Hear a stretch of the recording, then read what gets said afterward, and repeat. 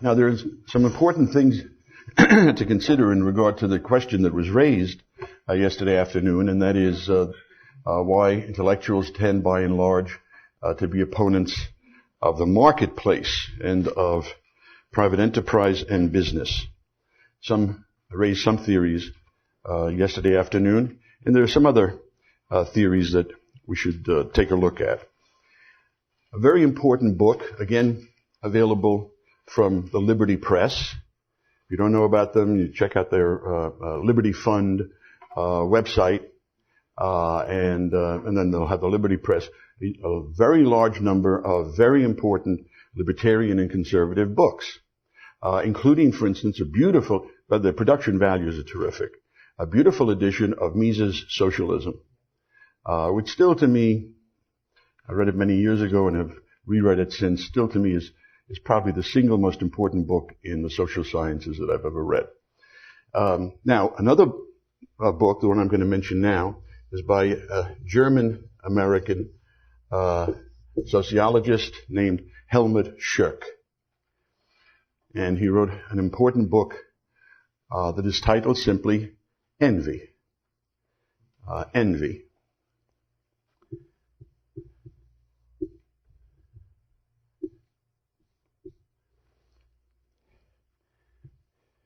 Schirk was a very smart man, very widely read and learned, a sociologist, anthropologist sort, not an economist, although he was familiar with economics. And he begins by saying it's a very funny thing. It is as clear as anything can be that envy is a universal human motivation. We find it in every culture. However, there's very little in the sociological literature of the West on the question of envy. Why?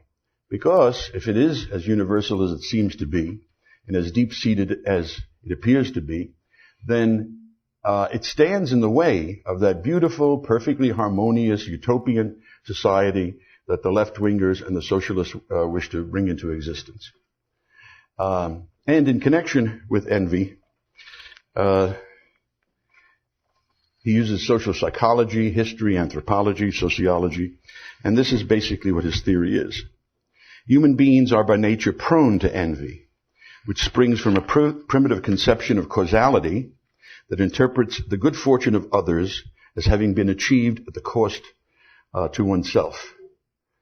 For instance, in economic and financial matters, right? People are equally subject, however, to an allied feeling, a kind of a reaction to this, to a universal fear of one's neighbor's envy and the envy of the gods and spirits. Fear of the envy of others, in regard to the evil eye. The evil eye is a concept that is found all over the world, certainly among the Mediterranean peoples. The Italians, the Greeks, the Arabs, and so on. Even in Northern Europe, throughout Africa, throughout South America, in the Far East. The evil eye is a malediction directed at you by somebody who envies something you have. So that the folklore of all peoples are filled with stories about the evil eye being wielded by envious people, so that against somewhat more prosperous neighbors, so that your cow doesn't give milk anymore, or your wife is not fertile. For anything that someone else has, there are people who envy them for it and wish to deprive them of it. So there is this envy, and it gives rise to a primitive, pre-religious, irrational sense of guilt, with its behavior patterns that aim at envy avoidance, avoiding the envy of others. In various societies, varying means have evolved to cope with this sense of guilt and to ward off the retribution of the envious. What's a characteristic of Western society, that is capitalist society, is that envy has been suppressed as much more than it has in any other society in history. So that although people are envious, they tend to be somewhat ashamed of their envy and try to hide it.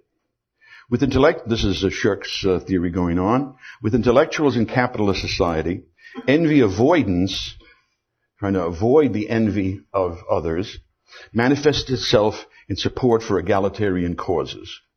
The diffuse dread of the envy of others, Shirk finds, is the root of that general, aimless sense of guilt, which during the past 100 years, now 150 years, has exercised so disrupting and disorienting an influence.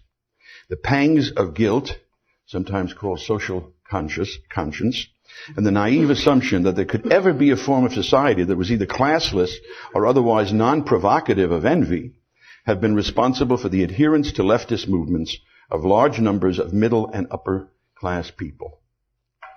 In adhering to movements that preach social and economic equality, they assuage their guilt and anxiety, for now they can feel that they are helping to set up a society in which no one is envious. Shirk's theory has the advantage of accounting also for the peculiar self-righteous idealism often displayed by leftist intellectuals, especially among the young. As he says, sensitivity to the envy of others is so deep-rooted in the human psyche that most people erroneously interpret the sense of redemption and peace, which they feel when they have made concessions to envy, as confirmation not only of their moral superiority, but also of the expediency of their action in the reality of the here and now. We may add that the blessed release experienced by those who have, they feel, placed themselves safely beyond the envy of the resentfully dispossessed, often turns to fury when they are faced with those of their class brethren who have casually spurned the psychological capitulation. Now, the question arises. We've talked about theories that try to account for the anti-capitalism of intellectuals. But is it really so important what intellectuals think? The authors so far considered have agreed, at least in assigning a great deal of weight in the ultimate determination of political events to intellectuals and the ideologies they generate. But the political relevance of the intellectuals has been challenged by another group of classical liberal scholars. That would include today Gary Becker, but most particularly George Stigler, whom I've mentioned before. Stigler, with Friedman, was the head of the Chicago school in its heyday.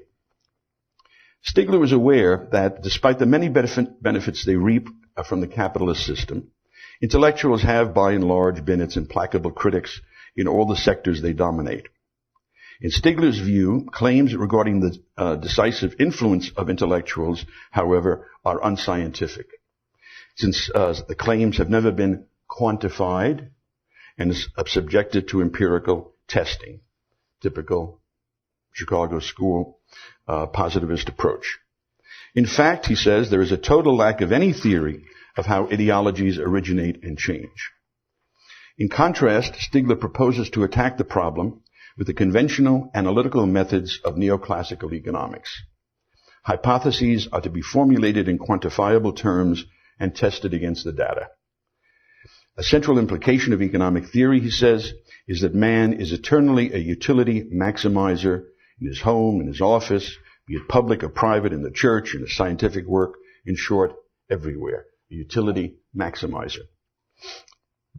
Just as they act on the market to maximize their personal utility, so individuals consistently behave in a utility-increasing manner with respect to the use of the state. That is, in supporting measures that in the aggregate constitute the historical expansion of state power. So that he recognizes the existence of ideology. Question is, does ideology really have much of an impact on individual decisions, or are those more or less determined by the individual's perception of his own self-interest and utility maximization? Very sensibly, Stigler warns against defining utility in such a way as to make the hypothesis tautological, conceding that there is no accepted content to the utility function, or really. He proposes one, namely that a person's utility, quote, depends upon the welfare of the actor, his family, plus a narrow circle of associates. Welfare. How far this advances the argument, however, is unclear. After all, a person's adherence to a given ideology is usually conditioned by his belief that it will, in some sense, promote his welfare and that of his family and close associates, so that reliance on utility functions does not automatically obviate the need to reckon with the impact of ideology. In fact, for Stigler, utility, he's written many essays on this subject. As with all of my lectures, any of the sources that you'd be interested in, you give me your email address, you give me your mailing address, and I'll send them on to you. In fact, for Stigler, utility appears for all practical purposes to mean maximization of income. This is sensible from his point of view, since employing another value, for instance, maximization of power, would seem to create insuperable difficulties for formalizing and empirically testing in Stiglerian terms. Stigler further holds that the desire of intellectuals to maximize their incomes, but then sometimes he adds the incomes including prestige and apparent influence, explains their distribution along the political spectrum. He refers to Schumpeter, whom we've talked about, as having partially accepted this position. But that is incorrect. Schumpeter's ascription of economic motives to the intellectuals is a very different one from Stigler's. As we have noted, Schumpeter held that economic factors, overproduction of university-trained individuals, their underemployment, economic factors tend to create a mindset among intellectuals, which is apt to generate anti-capitalistic ideologies that in turn spread throughout society. Stigler seems to maintain that economic factors operate upon intellectuals directly and immediately.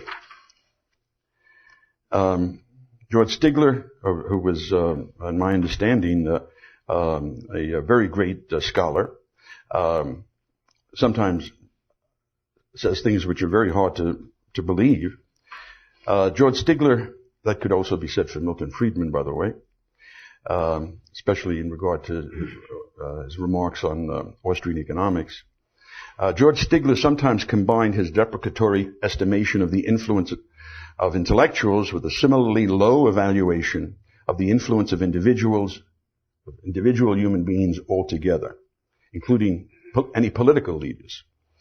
As a general explanation of political change, Stigler's own hypothesis is as follows. We live in a world of reasonably well-informed people acting intelligently in pursuit of their self-interests. In this world, leaders play only a modest role, acting much more as agents than as instructors or guides of the classes they appear to lead. As there are very few economists, I think, who can be trusted when they discuss historical matters. Robert Higgs, whom I hope some of you have the chance to hear next week, is certainly one of them. Murray Rothbard, another. Mises, as I've mentioned. And here Stigler really gets himself into trouble. He says, as a rule, the effect of prominent leaders on history is almost infinitesimal. It is safe to say that this assessment would find little agreement among students of the careers of Muhammad, Napoleon, Bismarck, Hitler, Lenin, Stalin. Those individuals made quite a difference. And we can take as a case study of the impact of ideology the Soviet Union itself. Authors who minimize the impact of ideology in politics would seem to have a very hard time accounting for the rise, duration, and final demise of communism in Russia.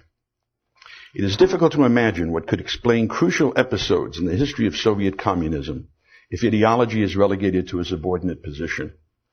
Such episodes include Lenin's own revolutionary career, the formation of the Bolshevik Party, the coup d'etat of October 1917, the institution of war communism, as it was called, victory in the civil war for the Bolsheviks, and the fanatical dedication of the cadres who carried out the collectivization and the terror famine. How those could possibly be explained without bringing in the major role of ideology, it's very hard to believe. In a major study, Martin Malia, I'll be talking about him when I discuss Soviet communism. He's now Professor Emeritus from Berkeley. He wrote a book called The Socialist Idea, as it pertains, that was the title of the book, as it pertains to the Soviet Union. Martin Malia asserts that the key to understanding the Soviet phenomenon is ideology, specifically Marxism-Leninism. He traces the story back to the mid-19th century Russia. It's a great book, a lot of important information there. Russia, where civil society was weak, I mentioned that in discussing the European miracle. The state was strong. Russia proved to be fertile ground for the spread of socialist ideas very early on. Liberal social theory, the ideas of Locke, Hume, Adam Smith, Turgot, Madison, and others, never struck root in Russia, really. By the time an intelligentsia sprang up in Russia, European intellectuals, from whom the Russians derived most of their political ideas, had made capitalism into an object of horror. The chaos following the fall of the Tsar and the demoralization caused by the First World War permitted Lenin and his highly disciplined, ideologically driven Bolsheviks to effect their coup d'etat. I say coup d'etat, by the way, since modern research has shown that there was no October Revolution. There was, in fact, a coup d'etat in Petrograd and then in Moscow and other cities that brought the Bolsheviks to power. The Bolsheviks had once set about to realize the Marxist dream, to construct a free and prosperous society by abolishing private property in the market. But that task, Malia maintains, citing the Austrian school, by the way, and particularly Mises and Hayek, at last somebody who realizes that Mises and Hayek had something to say about central economic planning, was and is inherently impossible. He calls it an assault, the idea of trying to plan society in the way that the Bolsheviks intended and then Marx intended is inherently impossible. He calls it an assault on reality. From the start, the Soviet Union was, he says, a world historical fraud. The land that was supposedly in the vanguard of progressive humanity was in truth an arena of endless oppression, mass poverty, and boundless despair. Suppressing this reality, generating and propping up a surreality, became the job of the legions of state intellectuals at home and abroad, of the fellow traveling intellectuals in every Western country. Similarly, the collapse of the Soviet regime can only be understood as a case study in the operation of ideology, in this sense, of the end of a particular ideology's sway. The subversion of the Leninist faith began after Stalin's death, or the intellectual and cultural thaw introduced by Khrushchev. In the 1960s, a few dissident intellectuals, often samizdat publishers, that's the Russian word that meant the publishers of illegal anti-regime writings, generally by using carbon paper on typewriters. Now, you probably don't know what carbon paper is. Certainly your kids are not going to know what carbon paper is. But it was a way of making duplicates on a manual typewriter. And that's what these samizdat intellectuals were often reduced to, since they, by law, had no access,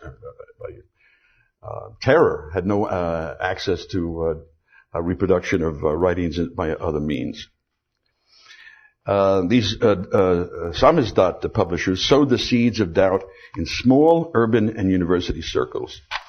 Still, the great mass of Soviet citizens remained indoctrinated until the declaration of perestroika and glasnost under Gorbachev.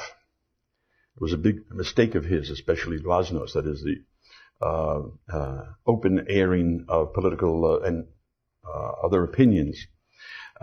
He himself wanted to preserve communism, at least in its last Leninist form of the new economic policy, but this undermined everything. It was then that the truth of the crimes of Lenin as well as Stalin, the truth of the poverty prevailing in the socialist homeland, the true nature of the fantasy world, the surreality woven by Soviet ideologists for decades came to light. This fantasy world had been propagated by what Hayek called the second-hand dealers of ideas in the press, television, and radio. And Malia says, by 1991, polls showed the majority of Soviet citizens and a substantial majority of urbanites had lost that basic faith in the system. The Soviet world picture had been wrecked, not by tanks and bombs, but by facts and opinions, by the release of information, bottled up for decades. What changed minds was the cumulative synergistic effect of a great deal of new information on a variety of subjects at once. The swelling cascade of information shattered the faith of the Soviet ruling class, which is the important point in a revolution. It's what happened in France, for instance, after 1789, when the ruling class itself loses faith in its right to rule. So the faith of the Soviet ruling class was shattered, and finally, its will even to coerce. It was impossible with this cascade of information for anybody to not to laugh or snort in derision at the great slogan of the Brezhnev years, Soviet communism, the radiant future of all mankind. Well, it seems to me that this is a very good counterexample to the Stiglerian position. And some scholars have also reasserted the importance of the intellectuals in regard to politics, particularly Douglas North, I've mentioned before, in connection with his work in economic history and the miracle of Europe. Now, North, and also Bob Higgs, whom I'll talk about in a moment. North freely concedes that public choice theory is invaluable in explaining much of political behavior, especially in democratic societies. Interest group pressures do account for a good deal of political decision-making. But to regard this as the whole story is to fall victim, in North's view, to the myopic vision of neoclassical economics. As he says, casual observation provides evidence that an enormous amount of change occurs because of large group action, which should not occur in the face of the logic of the free rider problem. You know, the free rider, you're familiar, I imagine, with the free rider problem and the logic it generates.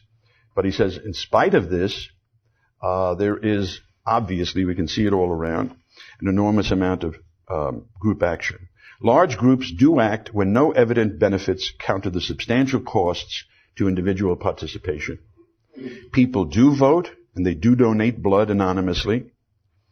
Individual utility functions are simply more complicated than the simple assumptions so far incorporated in neoclassical theory. It may be noted that it would be especially difficult to explain the phenomenon of voting on the simple assumptions North rejects. It is well known that in the United States, fewer than half of those eligible to vote in national elections. Still, tens of millions take the trouble to go to the polls to cast their individual vote, which they can be certain could not possibly affect the outcome of the national election.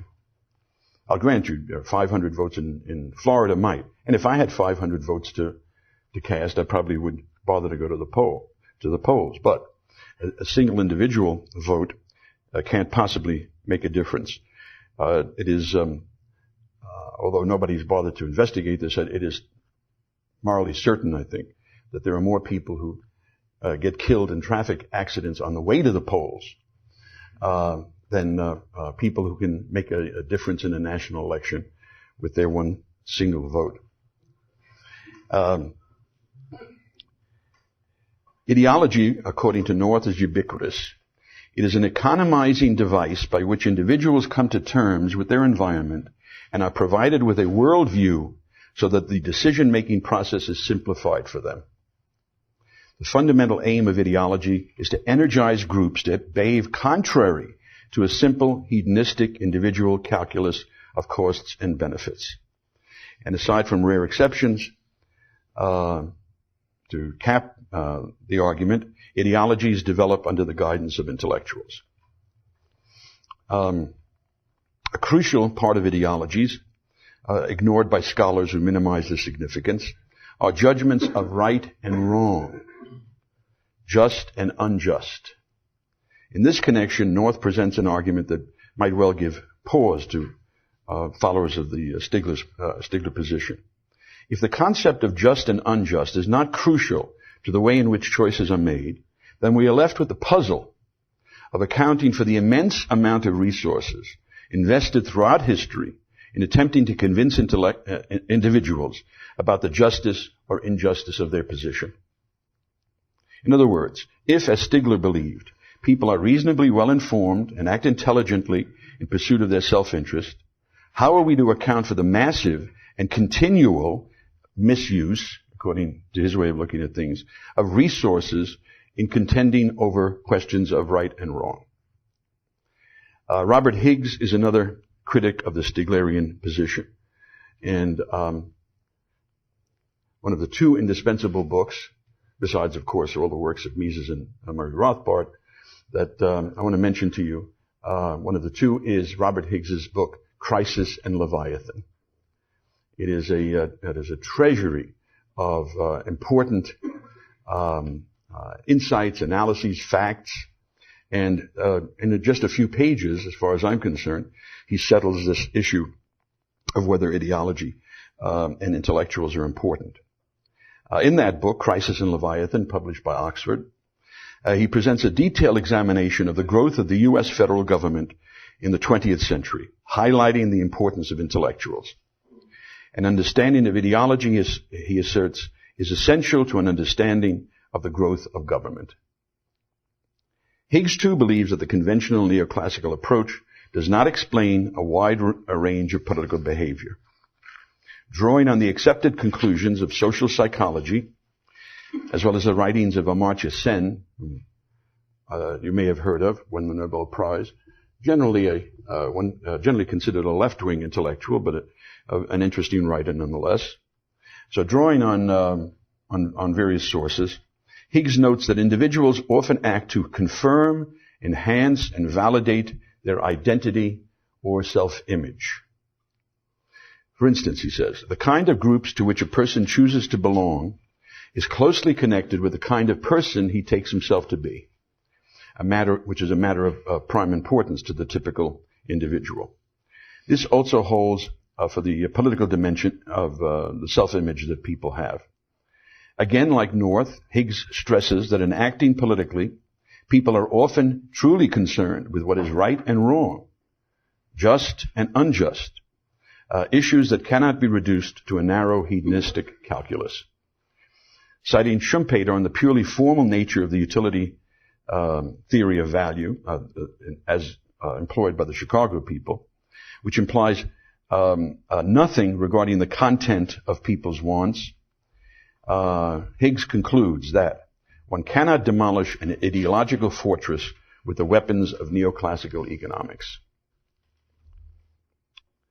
Higgs's insight that much political behavior involves the affirmation of one's self-image prompts the question, how do people acquire political identities which they then act to instantiate and confirm? A fountainhead of such identities is clearly the system of formal education. From this point of view, it would prove highly instructive to examine how the educational establishments of Western countries, especially higher education, function not only to convey the panoply of particular anti-capitalist ideas, but also to impart a particular self-image to a significant portion of the students it processes, a self-image which they will then try to live out, roughly their identities as members of the adversary culture the bearers of a lifelong animus against private enterprise. I hope I've made myself clear. Maybe that's a bit of verbiage there. But you're all aware of fellow students who identify themselves as whatever, leftist in some sense. Well, how did they get that self-image? How did they come to adopt that self-image, which then will be with them probably for the rest of their lives? In discussing the Industrial Revolution, I talked about the role of historical myths. And Hayek, in that essay, which I urged you to consult and look up, History and Politics, analyzes that. It may be useful to focus on another example of a legend that has been part of the socialist pseudo-history and that has likewise been exploded as the myth of the immiseration of working people under the Industrial Revolution has been exploded. For decades, the prevailing view was that German big business played a central and essential role in the Nazi rise to power. Oddly enough, this interpretation echoed the official Comintern line set forth in the 1920s and 1930s, including, according to which a generic fascism, including its German variant, represented the naked fist of a bourgeoisie confronting the final proletarian assault. I'm going to be talking about this organization, which I hope that you've come across, because it played a crucial role in the history of the 20th century and in the terrible history of the 20th century. The Comintern, the Communist International, the International of Communist Parties set up by Lenin to promote the communist revolution in every country in the world by any means necessary, and that was very active in the 1920s, 1930s, early 1940s. And they had a particular definition and analysis of German National Socialism, which turned out to be the one that was accepted by so many historians. For years, socialists continued to tout the line that the financial and political support of German big business was to a great degree responsible for Hitler's coming to power, and, of course, then for World War II and all its atrocities. The Federal Republic, intellectuals never tried, in the Federal Republic of Germany, when it was still just West Germany, intellectuals never tired of repeating Max Horkheimer's aphorism, couched in the patented portentousness of the Frankfurt School, the unspeakable Frankfurt School. He who does not want to speak of capitalism should also be silent about fascism. Very coy, that. The view was shared and propagated, however, not just by leftists like Horkheimer and communists, but also by prominent non-socialist writers, famous writers on the subject, Alan Bullock, Lord Bullock, Norman Stone, H. Stuart Hughes, and others. In 1985, a work of superb scholarship was written by Henry Ashby Turner,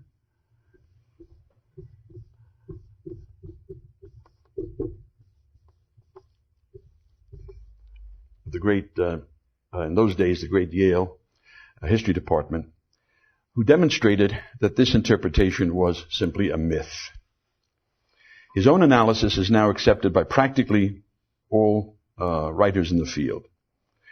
Whether Turner will have any more success in seeing his version passed on to the educated public, I doubt it, because don't you have the impression somehow that Hitler was brought to power by German big business?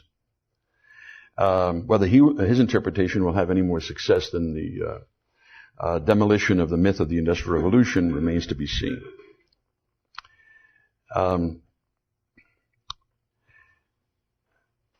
Turner posed the question, why do we observe the persistence of historical accounts that are demonstrably false?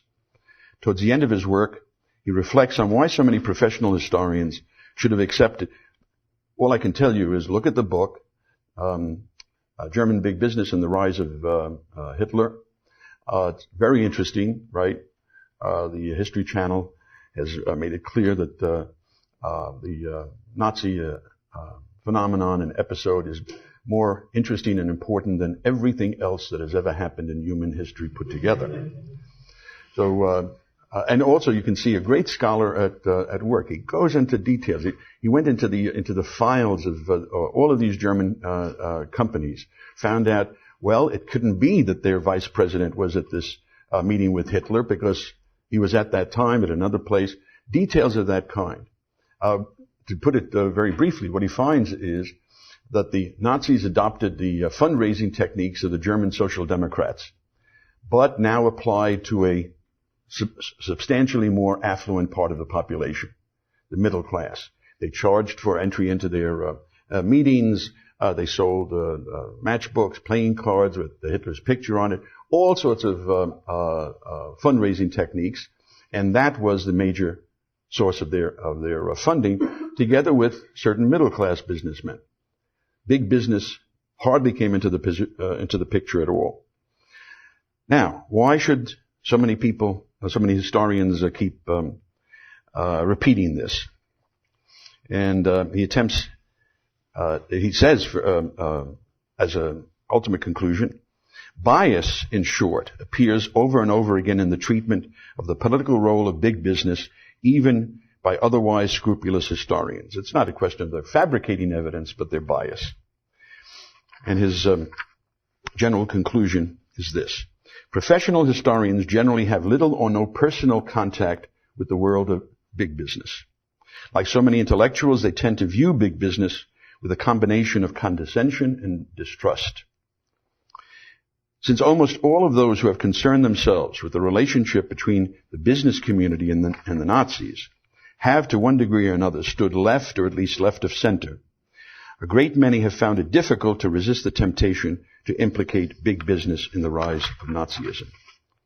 Although deliberate distortion does figure in some publications on the subject, the susceptibility of most historians to the myths dealt with in this volume is attributable not to intellectual dishonesty, but rather to the sort of preconception that hobbles attempts to come to grips with the past.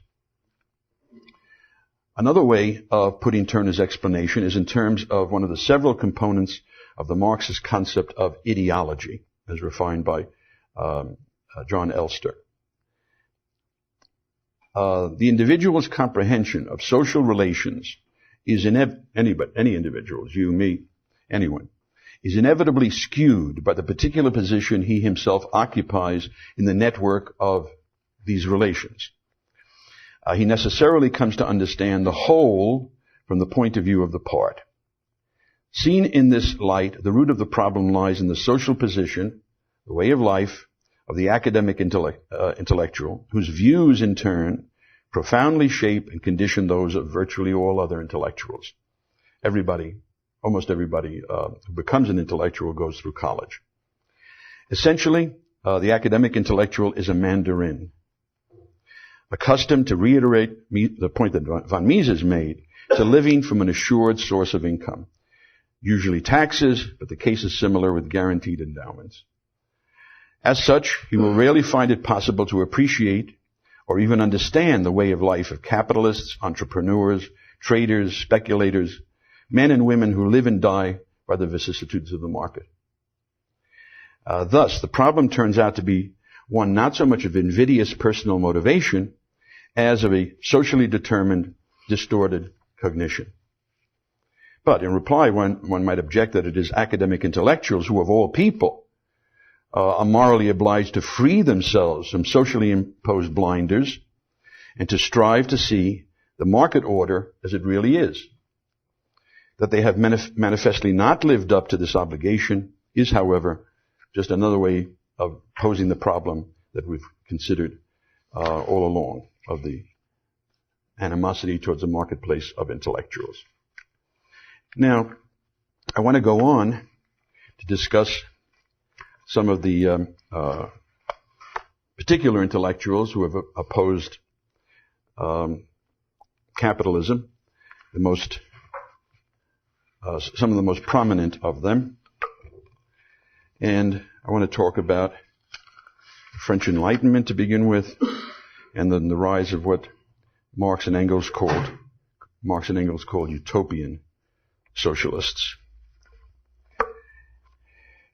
Now, there was in fact a trend towards socialist thinking during the French Enlightenment, but it was scattered and rare and not central. And in fact, the author I'm going to talk about now was not himself a socialist. However, he was such an enemy of capitalist society that he deserves a good deal of attention. And this is Jean-Jacques Rousseau.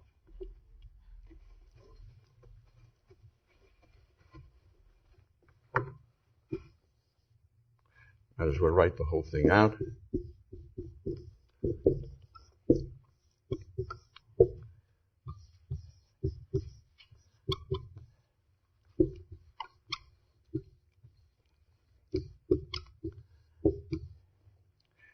Not Rousseau, by the way, which some of my students take his name to be. It is R-U-S-S-O, as if he ran the local pizzeria or something. Jean-Jacques Rousseau. He's one of the most to my mind, one of the most destructive characters in modern intellectual history, but really very quite interesting. You all know, as sensible people, especially after listening to the lectures of Dr. Yates on logic, that the ad hominem argument is invalid. You can't say that somebody's ideas or claims are wrong because of the sort of person that he is. That's an invalid argument. And generally I agree with that. But really we shouldn't make a fetish of this or be overly fanatical. There are some cases where one has to bring in the ad hominem argument. Two that I can think of is obviously in the case of Jean-Jacques Rousseau, and the other, needless to say, is Woodrow Wilson. Rousseau's mother died in giving birth to him. He came from a family in Geneva, not a Frenchman to begin with. For the first part of his life, he didn't accomplish very much or have much success. And then his friend Diderot, he moved to France and to Paris, which he hated. He hated cities. His friend Diderot pointed out that there was a competition by one of the provincial academies. How has the progress of arts and sciences affected society and human life? And in those days, obviously, we're talking about the Enlightenment, almost everybody would be writing an essay saying, well, it has tremendously advanced human life and so on. He cleverly took the negative and tried to show that the advance of arts and sciences was very destructive of true humanity, and won the prize. From then on, he became more and more celebrated, among other reasons, because he was a fantastic stylist, beautiful stylist. It seems that he never wrote anything down that he hadn't first repeated in his head. That is, every single sentence and every part of a sentence had to sound right. So he was a master of French, and became, together with Voltaire, the most famous figure of the French Enlightenment. I don't care for Voltaire as much as many people do, as much as I once did. However, the choice between Voltaire and Rousseau is no choice as far as I'm concerned, as human beings. Voltaire, of course, he had the mores of the 18th century, had many lovers, but in succession, and the ladies were always ladies of accomplishment. One of his mistresses at one time of his life, for instance, had written a book explaining Newtonian physics for the average person, and so on. And Voltaire made his own money through the sale of his books and pamphlets, his plays, and so on, became a very rich man. Rousseau, on the other hand, lived off aristocrats, noble people, rich people who liked to have a star like Rousseau around. Voltaire loved Paris and the salon society, the wit, the repartee, and so on. Rousseau hated it.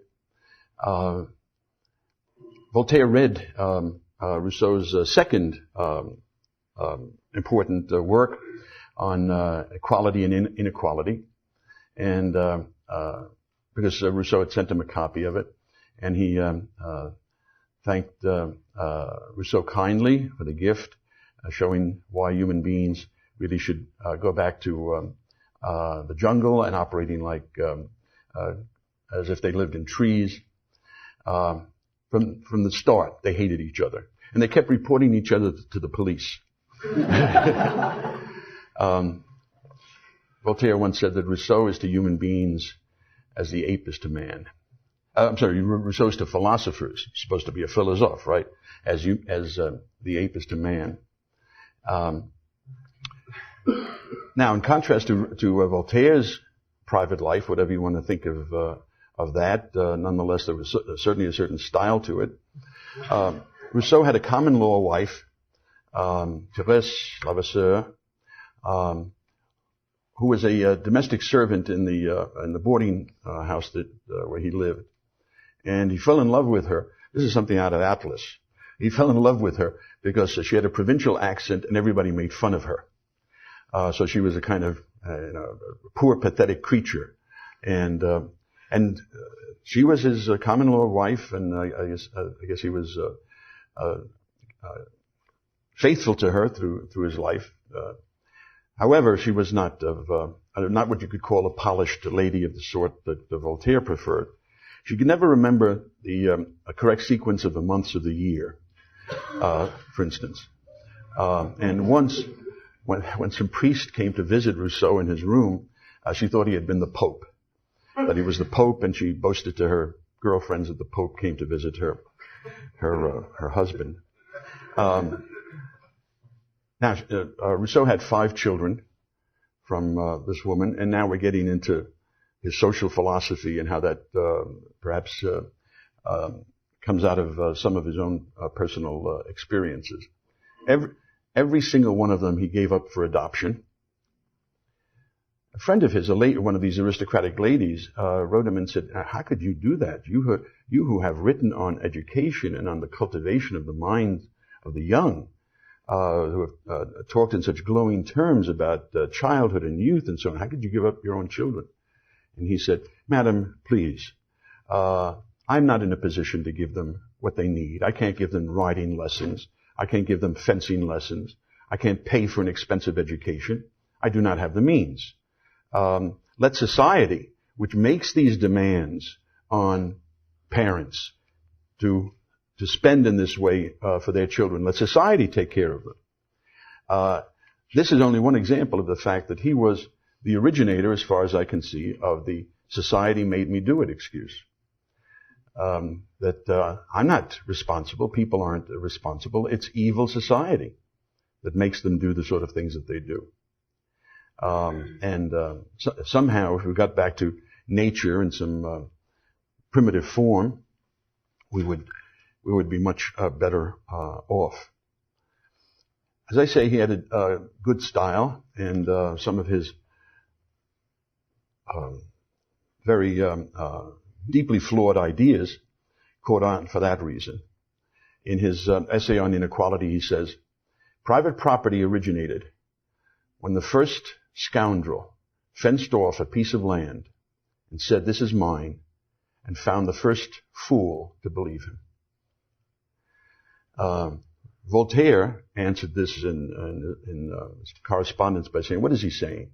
That a person who goes into the woods, clears the ground, makes it arable, sets up a farm there, sows and reaps a harvest for himself and his family, has no right to a private property. Rousseau really didn't care what he was saying. For one thing, he didn't deduce from his own analysis the idea that property should be abolished. He was not a socialist in that way. I'm saying that because of his anti-capitalist views, he was influential in the formation of later socialists. Now, Rousseau's most famous book is The Social Contract, although he wrote many books. And the most interesting book by Rousseau is really his Confessions. This is another aspect in which he's a modern. One major aspect in which he's modern is that he deified nature. This was not the tradition in Europe. This was certainly not the tradition among the philosophes. But he said the lakes, the woods, the mountains, and so on. This is where the human being gets in touch with his deepest, most authentic feelings, and love to roam around in nature. Well, I mentioned the Confessions. This is another aspect that makes him into a modern, let's say, of a certain sort.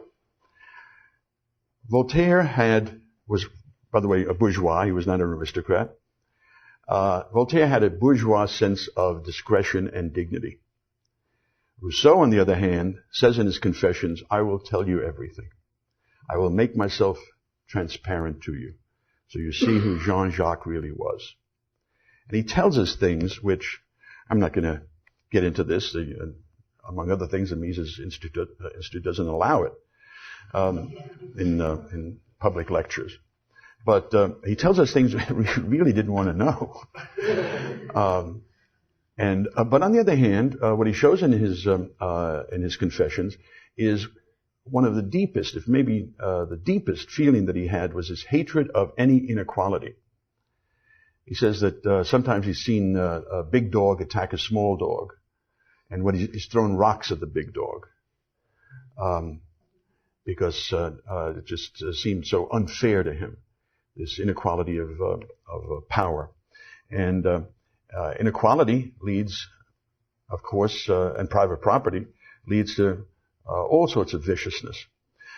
Who is the merchant who does not hope that his competitor's ship sinks at sea? And of course, competition is something that he hated very deeply. Now, his most famous book is The Social Contract. Don't think that this has anything in common, really, with the social contract of John Locke.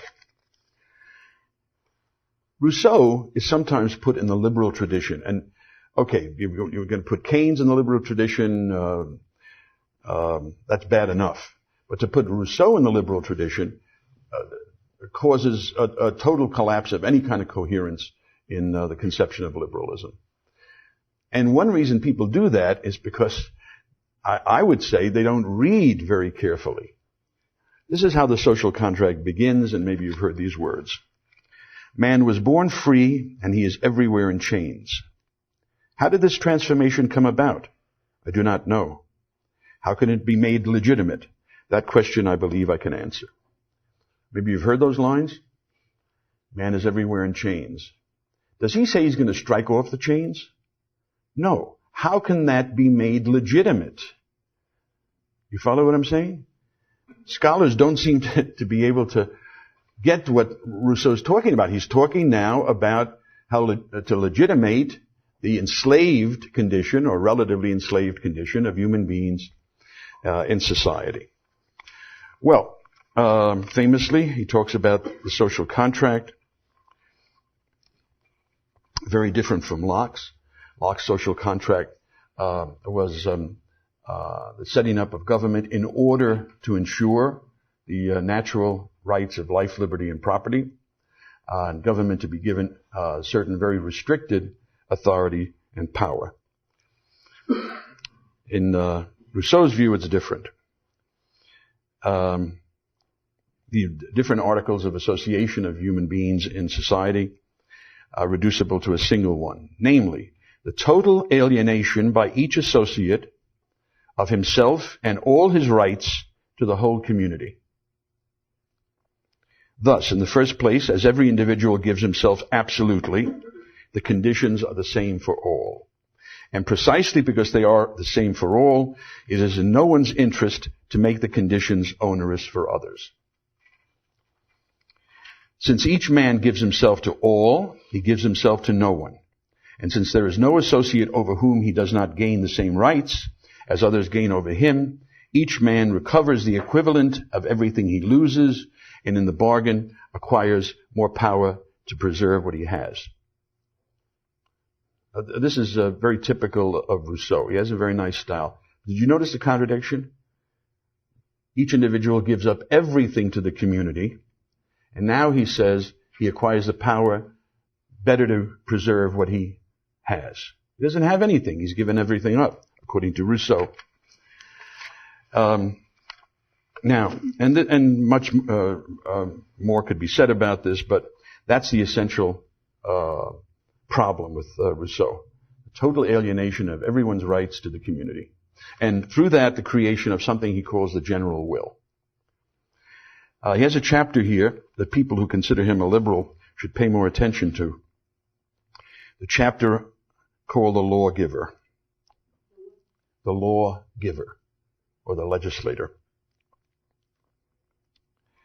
The lawgiver is the engineer who invents the machine of society. Whoever ventures on the enterprise of setting up a people must be ready, shall we say, to change human nature. Now, setting up a people here is instituer, to institute a people. This is the puerile theory that Rousseau and other writers of the French Enlightenment had as to how society comes into existence. Society is instituted by some great lawgiver. Moses instituted the Hebrews, Solon instituted the Greeks, Lycurgus instituted the Spartan people, and so on. And this is why, there's one reason I would say, since the theory is so puerile, the idea that some super genius somehow created a society, this is one reason why scholars pay much more attention nowadays to the Scottish Enlightenment, the Enlightenment of Adam Smith and David Hume and others, who were writing around the same time, than to writers like Rousseau when it comes to these questions. So, the lawgiver who ventures on the enterprise of instituting a people must be ready to change human nature, to transform each individual who by himself is entirely complete and solitary into a part of a much greater whole, from which the same individual will then receive, in a sense, his life and his being.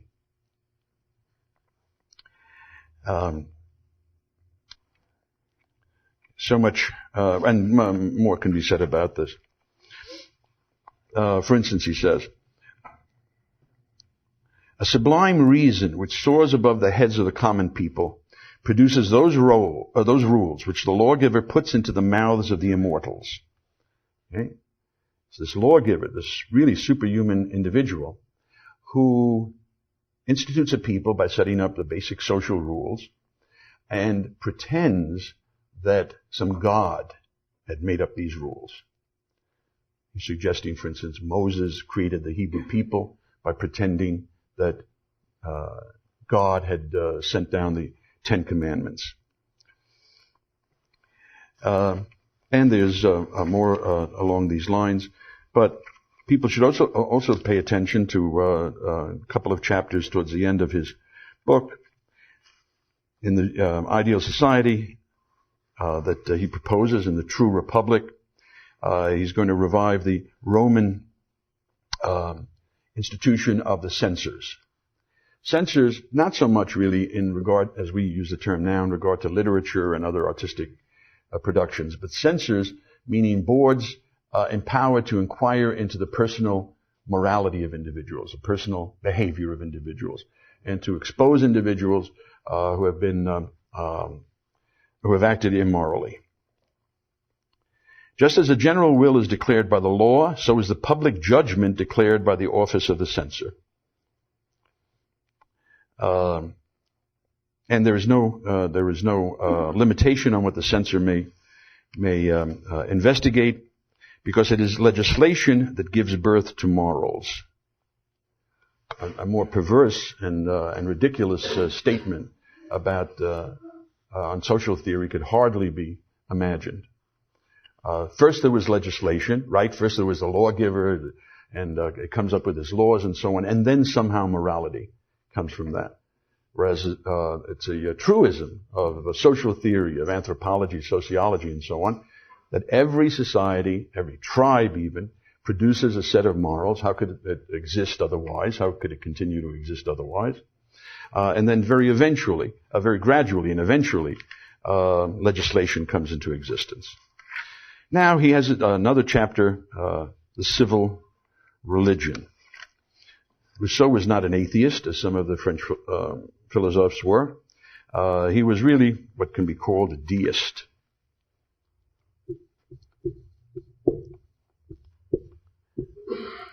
That is, a believer in God, but not in any particular religion. In fact, he rejected organized religion, rejected religious dogma, religious services, and so on. Nonetheless, he thought that it was important to believe in the existence of God and rewards and punishments in the afterlife. In this chapter, he attacks Christianity. This is the great enemy as far as he's concerned. One reason is that Christianity created a system of dual power in European history. The consequence of this dual power has been an endless conflict of jurisdiction, which has made any kind of good polity impossible to Christian states, where men have never known whether they ought to obey the civil ruler or the priest. Does this sound familiar? This is what I talked about when I talked about the division of power in European history between the church and the state, and how that generated free institutions in Europe. He says this led to all kinds of confusion. The church interfered in political matters. It would have been better if there had been no church, or a church with no pretensions to political influence, and the princes could have ruled at will. Of all the Christian authors, he's wrong about Hobbes being a Christian, the philosopher Hobbes is the only one who saw clearly both the evil and the remedy, and who dared to propose reuniting the two heads of the eagle, that is, making the state supreme in religious matters as well as in civil matters. Rousseau, a great liberal, some people think, here praising Hobbes for his authoritarian position. As I say, Rousseau hated Christianity. He was born in Geneva, so a Protestant, but living in France, hated especially the Catholic Church. Christianity is a holy spiritual religion concerned solely with the things of heaven. The Christian's homeland is not of this world. What he's talking about, and he goes on about this, in Rousseau's view, and this is one reason why Rousseau can be considered the start of many things, Romanticism, a kind of proto-socialism, but also nationalism. Because the highest duty of the individual, in his view, was to devote himself totally to his fatherland, and if necessary, to die for his fatherland. Here he says the Christian doesn't believe that the state is the individual's fatherland. The individual's home, his true destination, is in heaven with Augustine and the city of God. And so he says a Christian republic can never really be a home of patriots. But I err in speaking of a Christian republic, for each of these terms contradicts the other. Christianity preaches only servitude and submission.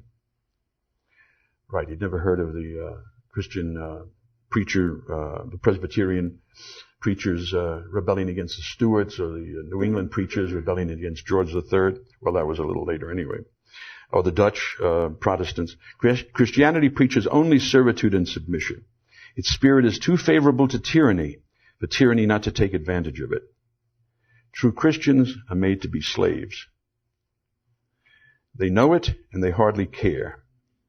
This short life has too little value in their eyes. Well, I don't know what you want to make of that. I think it's historical rubbish by this great political philosopher.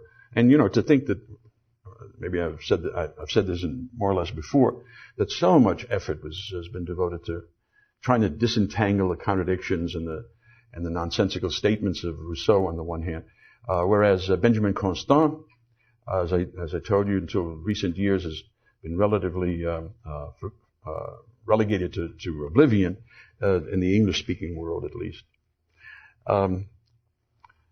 Okay, what I think I'll do is well, no, let's continue a bit, because this afternoon I want to get into Marxism. Now, with Rousseau's impact politically was obvious during the French Revolution. People will tell you, and it's clear enough, Rousseau says everything he's talking about has to do only with a small state where individuals can assemble and vote. Delegated authority, he says, is no true legitimate authority. So what is he saying? He seems to be saying that this whole system of the social contract holds only for some place like Geneva or maybe ancient Athens. It doesn't hold for a modern state like France. Well, at other times, he contradicts that and says that the Kingdom of France could also be a system manifesting the general will under certain circumstances. But in this major work, he denies that. Nonetheless, he had followers. And the question is, so what is the relevance of this then? If it holds only for a situation where people can get together and directly, immediately vote on these issues and without intermediate representation. But nonetheless, he had followers, and he had followers who had to deal with the possibility and the potential and the opportunity of instituting Rousseau's ideas for France. This occurred during the Revolution, and his major declared follower was the terrorist Robespierre.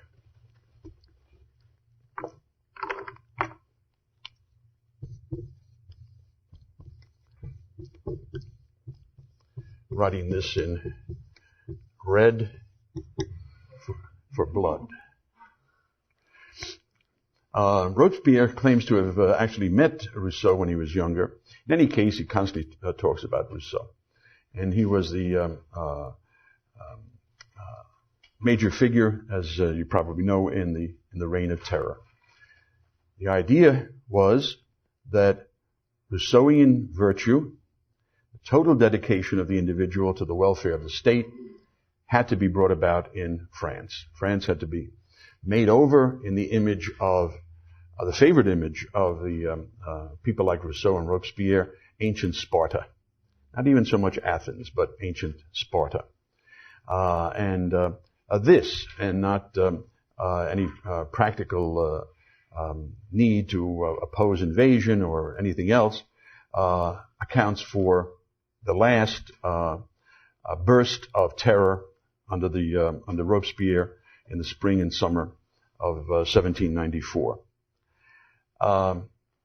Whether the French Revolution showed any examples of socialism? Well, because of the assignat inflation, prices, of course, went up enormously. It was a runaway paper inflation, and the revolutionaries instituted price controls.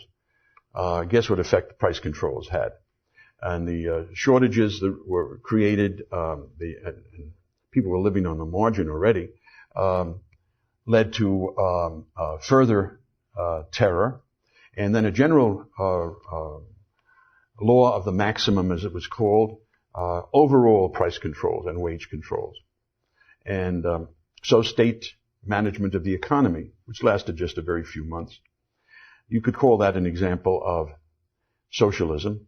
But there was no, aside from the confiscation of the enemies of the revolution, like the church and the aristocrats, there was no general urge towards socialism. However, a few years after, around 1797, the first socialist, what you could call a socialist movement, conspiracy, they called it a conspiracy, occurred in Paris under Babeuf.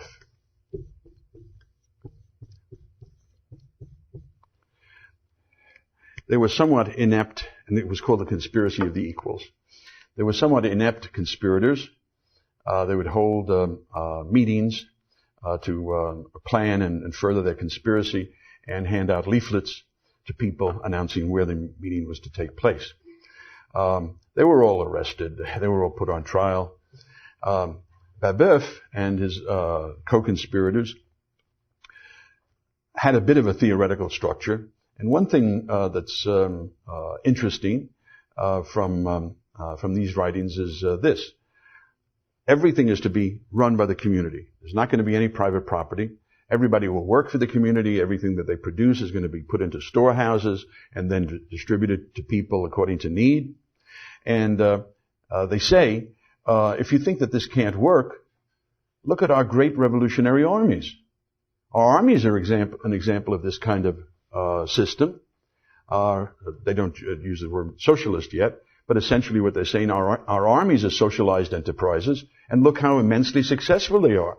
They're conquering all of Europe.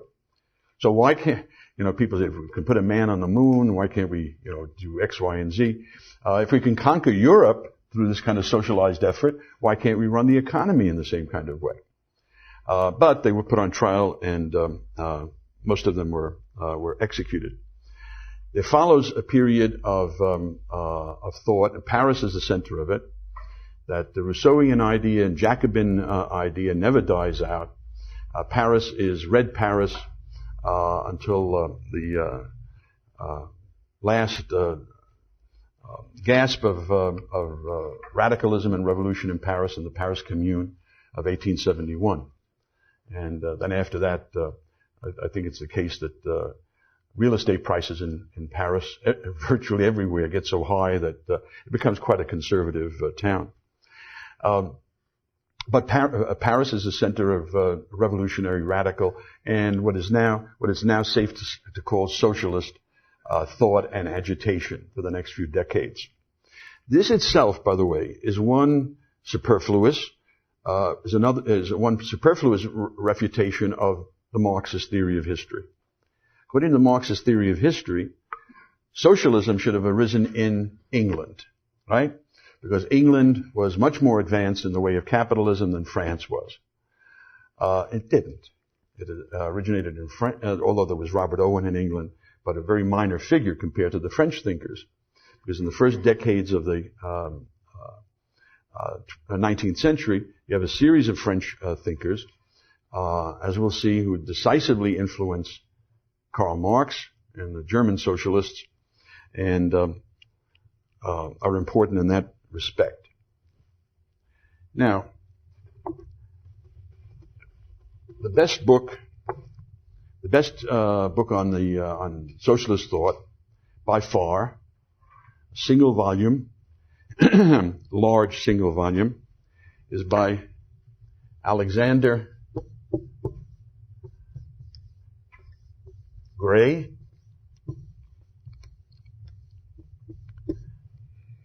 And it's called The Socialist Tradition from Moses to Lenin. That Moses part of it is a kind of example of Gray's Donish wit. He was a Scottish professor, and the book is filled with, well, if you like that kind of humor, which I do, witticisms along the line. One of the things he tries to prove in the book is that there is no socialism in the Old or New Testaments. That when people talk about socialism under the Mosaic Law or socialism under in the early Christian Church, these are misnomers. And he deals with other figures who could reasonably be put in the socialist tradition, like Plato or Thomas More, the author of Utopia. And others. For our purposes, the interesting chapters have to do with modern socialism, starting with the French Utopian socialists, as they're called. They're called Utopian socialists by Marxists. They were given this name by Marx and Engels. In the Communist Manifesto, Marx and Engels talk about different schools of socialist thought, and one is the Utopian school. Marx and Engels call these writers, and the most important of them are Charles Fourier and Henri de Saint-Simon and his followers.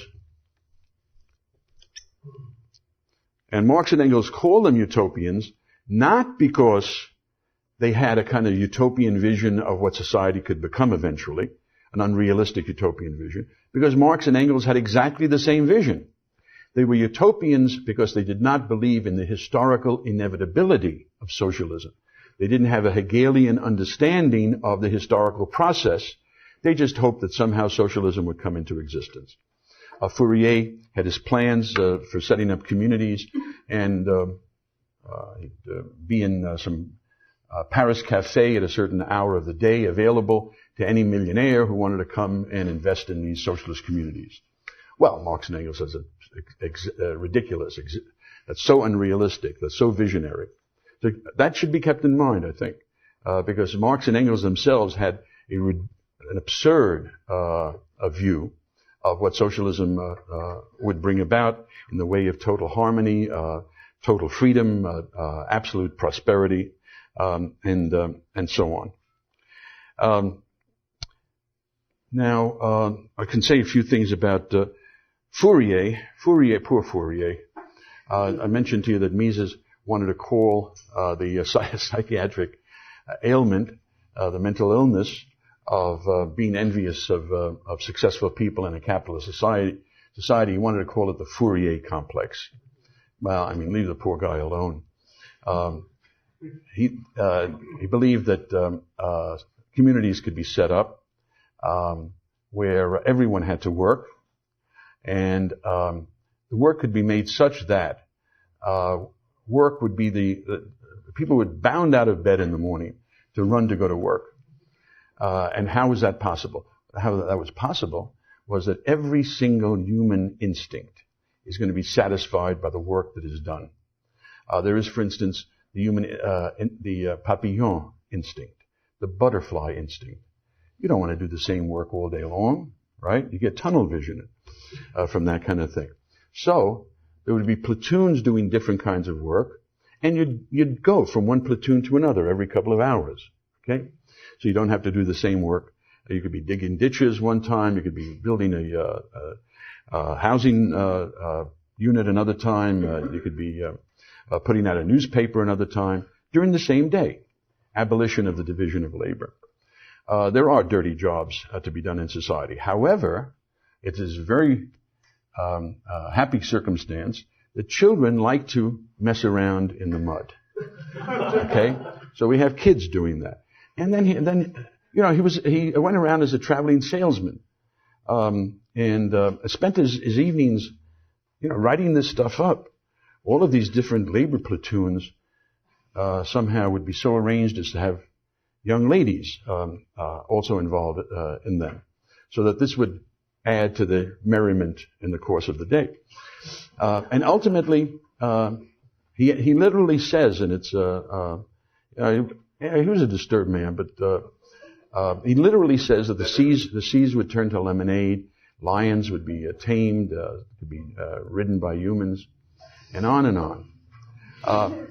Don't think that this is of no historical interest. Fourier always had a steady influence over the years and generations on a certain variant of socialism, a kind of bohemian socialism, you might say, that shrugs off any real responsibility or the need for hard work in society, brings in also a kind of bohemian attitude towards sexual relations and so on.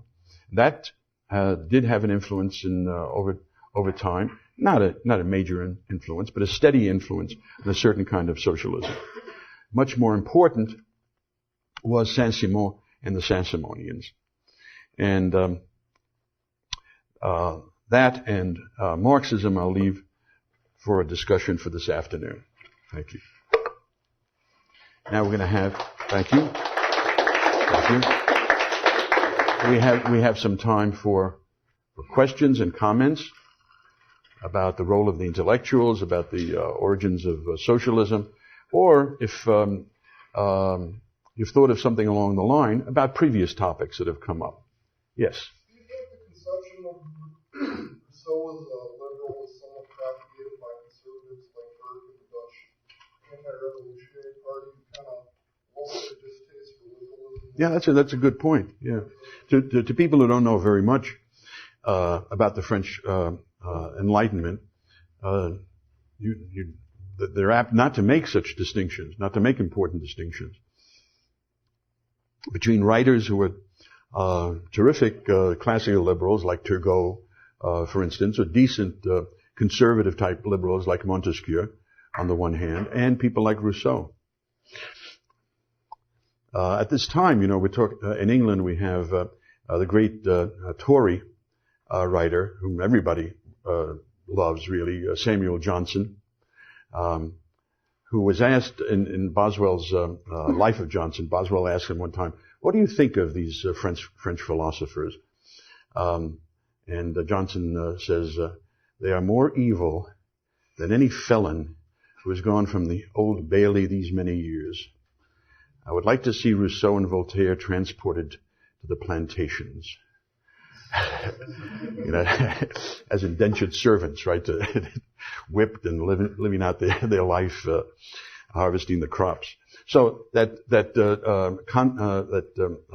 combination, total melding of Rousseau and Voltaire, who in many ways were very different, is typical of people, of conservatives, as you say, who don't make much of a distinction. And Burke also talks about the philosophers in general. Burke talks about, if you know the famous, one of the famous passages, the philosophers, calculators, economists. The economists was a school of the physiocrats, and the free trade people whose doctrines, whose free trade ideas, Burke himself favored. So he's not making the kind of distinctions that one should. Yes. Going back to the intellectuals, you mentioned, I think it was yesterday, that those who want to make a difference then go into the system is not really going to change anything. What would you suggest that one of these intellectuals do? Well, what I guess what I was getting at was trying to reform higher education, higher public education, or lower levels of public education isn't going to make very much of a difference. So that alternatives really should be found. You'd be just fighting against such tremendous odds. Now, if that's if you want to have a lot of political influence, or that's from the point of view of political influence. For the sake of personal satisfaction, if you're interested in a discipline, economics, philosophy, history, or whatever, yes, you can have it's a good idea to follow an academic route, but just don't expect to have much influence in the whole academic scene. That is in these educational institutions. I guess that's what I meant. What other options? Well, you see here what we have, and I hope that I'm not going to be at the Summer University, but a lot of very good people that you may have had occasion to hear, maybe not, like Hans Hoppe and others, will be there, and you'll see there. That's one of the big get-togethers of the calendar in the Mises Institute. You see people from all over the world. We've had in the past students from China, that is what used to be called Red China, here, South America, Europe, everywhere, 150 students or whatever. One way of changing things, I think, is through independent institutions like the Mises Institute, and which has, especially through the internet, an enormous impact. Yeah. Yes, I have two questions actually. Robert Owen. Mm-hmm. Was he not a voluntary socialist? Secondly, wasn't he the first one to use the term capitalist? No, I don't know. I don't think they was the first one to use the term capitalist. But what do you mean voluntary socialist? In the sense of not forcing people into socialism. Well, he wanted government support for his experiments. That's why he appeared before parliamentary commissions. And he also favored unionism. Was the originator of the British labor union movement, which in the terms that he wanted, that is to extort increases in wages and so on from their employers, would also necessarily be a coercive institution. But I don't know what you're getting at exactly, but what it may be is this, that the idea of central economic planning of a modern economy does come from the Saint-Simonians.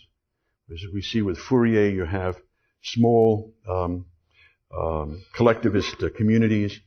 With Robert Owen, you have the idea of reforming factories so that they become kind of factory communities with welfare, all sorts of welfare programs attached to it.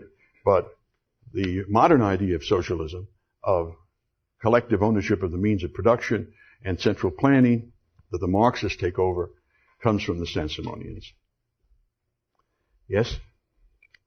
Could you tell me exactly what date, like what time frame these guys? Yeah, let's see. Rousseau died in 1774, same year as 1774, I believe, same year as Voltaire. Who else are we talking about?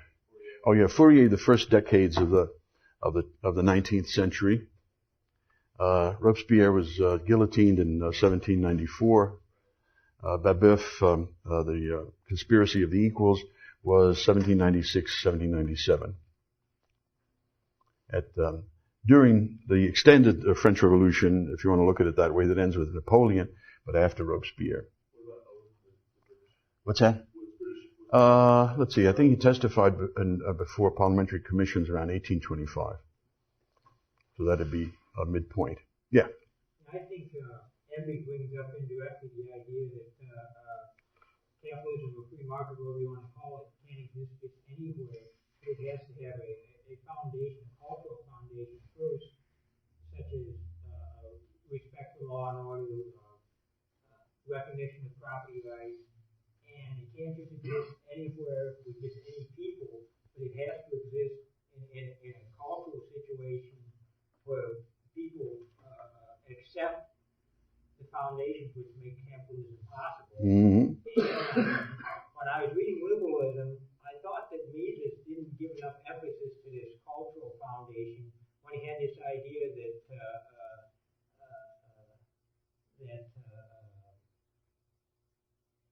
his ideas of workers to go anywhere they want. But now this may be true, but if you get a flood of workers coming in from Africa or Asia who do not accept the culture of Europe, yeah, it may destroy the very system that he is supporting. Well, okay, it's an interesting point that you raise. You're referring to the pages in liberalism where Mises talks about what could be called open borders or free immigration. Like he used Australia and shutting off the Asians. Yeah, it really disliked Australia for some reason in those days. I think what you're saying involves a very big issue, and there's certainly some truth to your idea. I wonder sometimes what would happen to Switzerland if it had open borders. The Swiss society is a very stable one, a very old one, a very traditional one, one that is very distinctive, based on total adherence to private property and the idea of contractual relations and so on. And if there are open borders, well, Switzerland only has about 6 million people. What would finally come of it? But it's not something that we can just talk about in a few minutes. If you want to raise it in our last session, which is going to be maybe a little more wide open, talking about the future of freedom, that would be maybe not a bad idea. Joe? Well, can you tell us anything about the sort of successors to Babeuf? Because I understand that there's a whole literature on these sort of latter-day Red Republicans who would hang around in circles like the Carbonari and conspire and never accomplish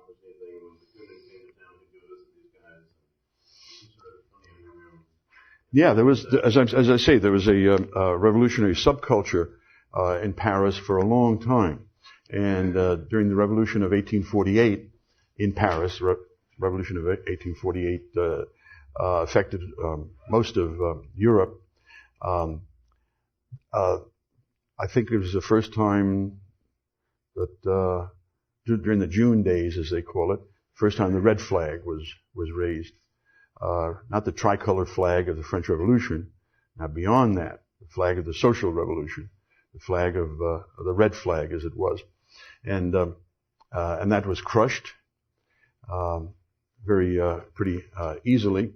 An interesting point to me, anyway, is that up until that point, up until 1848, whoever controlled Paris pretty much controlled France. So during the Great French Revolution, or even in 1830, with Louis Philippe, all you had to do is take over Paris, declare whatever your new government from the city hall, and that was, and the rest of France had to lump it. By 1848, however, the railroads had come in, and the Red Revolutionaries could easily have taken over Paris, and they did control the eastern sections of Paris. But at this point, the rest of France reacted, and the fighters started coming in from Normandy and Champagne and Brittany and then the south and so on, and crushed the Red Revolutionaries. And after that, Paris couldn't dictate to the rest of France, as, for instance, in the case of the Paris Commune of 1871. There were different socialist subgroups, but until these theoreticians came along, they were more Jacobin-oriented. That is, let's go back to the days of stringing up the capitalists, or guillotining the capitalists. That'll solve all our problems. Yeah, Dan. You mentioned that Rousseau had a hatred of inequality, and can't help but notice that a call for a planned society would automatically result in a minority of planners and a majority of followers. Did he ever recognize this contradiction?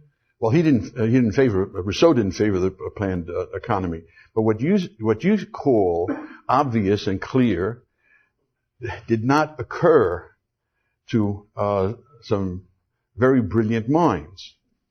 To take as an example Marx and Engels, because they were going to be combining central economic planning with total democracy, that is, democracy of working people in their class society.